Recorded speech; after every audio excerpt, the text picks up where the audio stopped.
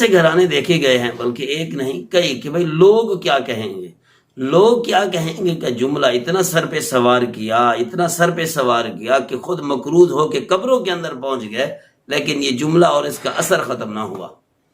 اب مثال کو ایسے ایک مثال سمجھ لیں، شادیوں کے اوپر کتنا خرچہ کرتے ہیں، نہیں ہے ضرورت اتنے لوگوں کو بلانے کی، لیکن ولیمہ بھی کرنا ہے، روٹی بھی کرنی ہے، پھر لین دین بھی رکھنا ہے، اور اس کو قرضہ بھی سمجھنا ہے، لڑائی جھگڑے بھی ہو چکے، لیکن پیسے لازمی لینے ہیں۔ اسی طرح غمی کے اوپر فوتگی ہو گئی جی، اصالہ ثواب کرنا ہے، 7 جمعراتی کرنی ہے، اور روٹی پکانی ہے، ادھر سے پھر کپڑے آنا شروع ہو جاتے ہیں، جو آتا ہے فوت شدہ کے لیے میت کے اوپر کپڑا ڈالتا ہے تو یہ ان کی ایک انکم بن جاتی ہے، اور ادھر سے پکانے دیگوں کا خرچہ ہو جاتا ہے۔ گھر کے اندر کھانے کے لیے بعض دفعہ نہیں ہوتا، لیکن لوگ کیا کہیں گے۔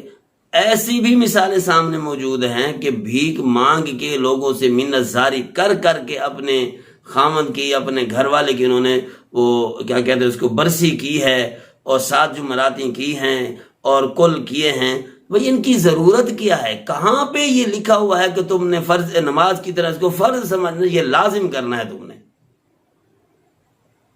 اور جب سے غیر ضروری چیزیں اپنے دماغ اپنی گردن کے اندر ڈالی ہیں تو اس وقت سے مقروض ہونا شروع ہوئے ہیں، اس وقت سے نڈھال ہونا شروع ہوئے ہیں، اس وقت سے سنبھل نہیں سکے۔ ایک شادی ہوتی ہے، اس کا قرضہ نہیں اترتا، دوسری شادی آ جاتی ہے، دوسرے بچے کی شادی کا قرضہ نہیں اترتا، تیسرے کی آ جاتی ہے۔ اس طریقے سے چاہے خوشی کے اندر ہو، حد سے نکلنے کی اجازت نہیں ہے۔ یہ غلط کرتے ہیں جو اپنا اوپر سوار کر لیتے ہیں، جب ہے تو پھر ٹھیک ہے، نہیں تو نہ صحیح، جتنی فرصت ہے اتنا کرو، کیوں کسی کی وجہ سے اپنے آپ کو جہنم میں ڈالتے ہو؟ اور اسی طریقے سے مرنے والا مر گیا، فوت ہو گیا، ماں ہے، باپ ہے، بھائی ہے، دوست ہے، کوئی بھی ہے، تو اس کی وجہ سے پھر اتنی دیگیں ہم چڑھائیں گے، لوگ کیا کہیں گے کہ بھئی یہ مرنے والے ان کو کچھ نہیں دیا، ساری زندگی ان کے لیے کماتا رہا، مرتا رہا، کماتا رہا، سب کچھ کرتا رہا، ان کے لیے وہ 7 جمعراتی بھی نہیں ہو سکی۔ بھئی 7 جمعراتی تو تب ہو جب اللہ کا حکم ہو، لازمی ہو۔ دوسری بات یہ کہ کماتے رہے کو کھاتے رہے نا، جمع تو ہوئی نہیں ہے، جمع ہوتی تو پھر مسئلہ تھا نا، جب جمع نہیں ہوئی تو پھر خرچ کہاں سے کریں؟ ظاہر بات ہے کہ قرضہ اٹھائیں گے، جب قرضہ اٹھائیں گے تو آج 8-10 ہزار 12 ہزار کی دیگ اتر رہی ہے، 6-7 دیگیں لگ جائے غریب کے گھر کو تو لگ پتہ جائے گا، وہ تو کوئی نہ کوئی جانور بیچے گا تو تبھی قرضہ اترے گا، ایسے اترنے والا یہ قرضہ نہیں ہے۔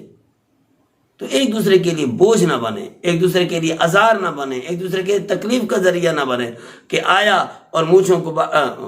بٹ دیتے دیتے کھا کے چلا گیا۔ بھئی اب اس کا گھر کون پورا کرے گا؟ پھر وہ لوگ موجود نہیں ہیں جو کچھ قرآن کریم پڑھ سکتے ہیں، کچھ اصالہ ثواب کر سکتے ہیں، کچھ بھی نہیں ہے، نہ یہ پڑھیں گے اور نہ ہی کوئی اچھی بات کہیں کہ بس باتوں کے اندر وہ ٹائم پاس کیا اور یہ گئے وہ گئے۔ غریب غربا کو بلائیں، جن بیچاروں کو اسے ثواب بھی ملے، میت کو کوئی فائدہ بھی ہو، ایسا نہ ہو کہ قرض بھی چڑھ جائے اور میت کو کوئی ثواب بھی نہ پہنچے۔